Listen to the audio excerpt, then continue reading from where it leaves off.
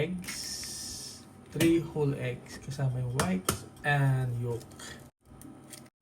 Then we're gonna add in 1 cup milk, 1 cup of white sugar, 1 cup of all-purpose flour,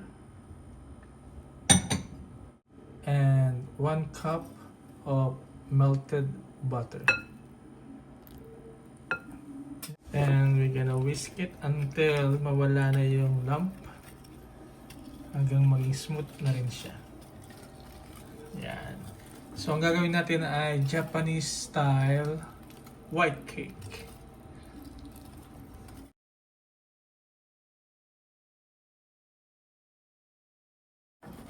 Yan, smooth na siya and free of lump. Pwede na yan. By the way, nagpainit na tayo ng oven, 350 Fahrenheit or 175 degrees Celsius. Ano siya? I-grease lang natin yung ating baking pan ng butter din. Pwede din naman ng margarine. Pwede ba substitute ang margarine sa pagluluto?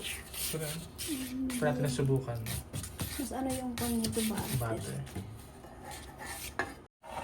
Saka natin ibuhos, i-pour yung ating mixture sa ating pan. Ayan. Hindi ko na kayang ano. Mabigat din siya. Ganda ng kulay niya sa camera. And i-bake natin Init. ng 35 to 45 minutes. Pero gagamitin natin yung toothpick test. Ilang minutes na? 15 minutes past. 35 minutes and then na-toothpick test na natin and it's clear. So, i-rest lang natin ng konti. Ayan. Tinanggalan natin sa oven and then i-rest lang natin. I-rest lang natin siya ng 5 minutes. Ito na yung ating Japanese cake. Ano ko yung lasa na rin?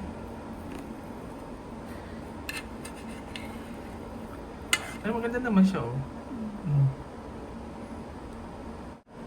Sa ibabaw lang siya. Ano, kasi, parang Very, hindi very siya. soft, no? Parang hindi, oh. Very moist. Alam mo yung parang ano, pancake? Kuha mo. Diba?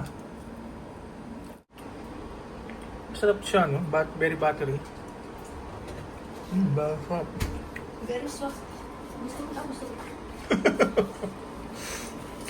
Hindi pa naman tutulog eh. So pwede pang Napanood lang naman namin to, so ginaya lang natin. Masarap siya, guys. Masarap siya. Try nyo. Kapunta tayo ng isang slice. Ano yung kanya? Oh.